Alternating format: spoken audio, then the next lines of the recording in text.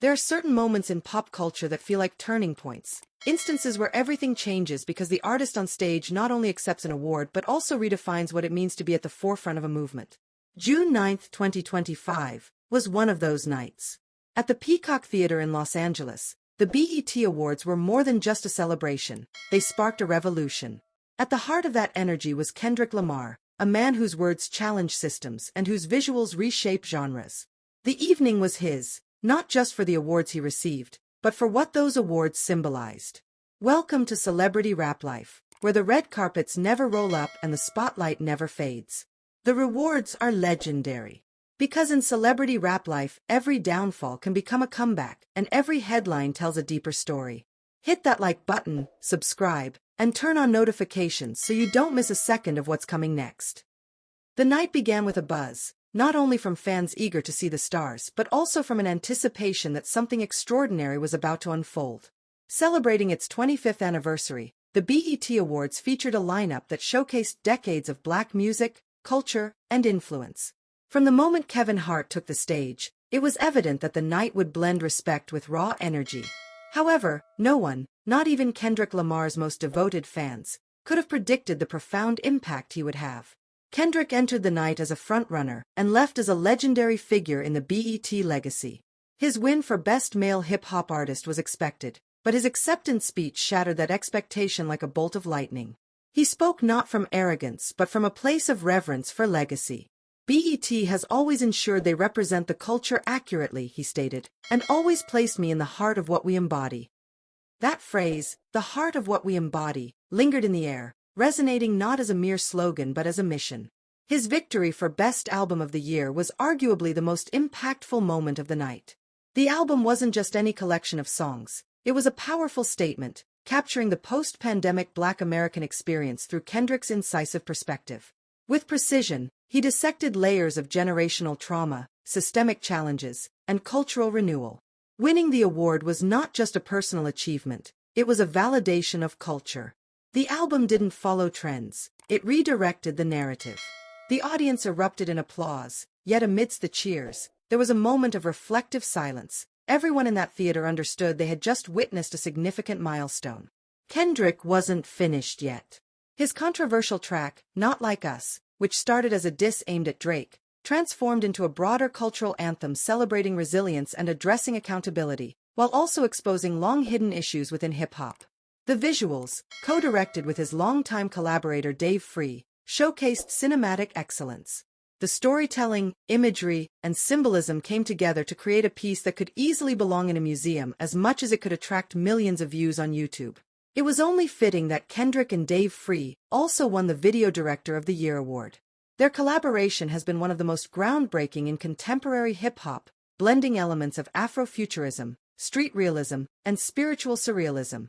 BET's recognition of their work not only celebrated their current achievements, but also signaled confidence in their future contributions. The message was unmistakable. Kendrick and Free are not just capturing the moment, they're shaping it. Throughout the evening, tributes to the past highlighted the progress of the BET Awards over the years.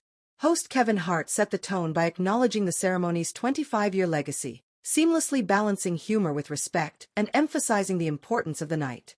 "This isn't just a stage," he remarked. "This is the heart of the culture."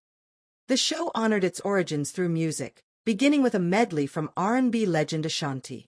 Her performance evoked a time when vulnerability and rhythm dominated the mainstream. Her rendition of Foolish enveloped the theater in a warm, nostalgic ambience, paving the way for other throwback acts that not only entertained but also marked significant moments in cultural history. Mustard performed Ballin', a song from the 2000s that remains a staple in clubs and summer playlists. Amerie's One Thing resonated as if it had never left the airwaves, while Bow Wow's performance of Like You had the audience singing along to every lyric. These performances were more than just entertainment, they were living memories. In the midst of it all, there was recognition for icons who have made contributions across various fields. The BET Ultimate Icon Award was presented to a diverse group of figures: gospel innovator Kirk Franklin, vocal legend Mariah Carey, comedic talent and Oscar winner Jamie Foxx, and cultural icon Snoop Dogg. Each honoree represented a unique aspect of Black creativity and influence. Stevie Wonder's presentation of Jamie Foxx's award was especially touching. Foxx, who has kept a low profile since his health scare in 2023, took the stage visibly moved. "I have to be honest," he said, his voice shaking. "When I saw the in memoriam, I thought, that could have been me." His heartfelt words resonated deeply as he confronted his own mortality while being celebrated for a lifetime of contributions. It was one of the most genuine and human moments of the evening. Yet, the show maintained its energy, seamlessly changing tone while preserving its essence. Rising star Doechii confidently accepted the Best Female Hip-Hop Artist Award, aware that her voice resonates beyond the stage. Her acceptance speech took an unexpected but impactful direction. Citing the protests against ICE and the unsettling presence of military forces in Los Angeles, she posed a poignant question. What kind of government is it when every time we exercise our democratic right to protest, the military is sent against us? Her words didn't just resonate, they reverberated. Here was a young artist using her platform not for applause, but to confront the very systems that enable that applause.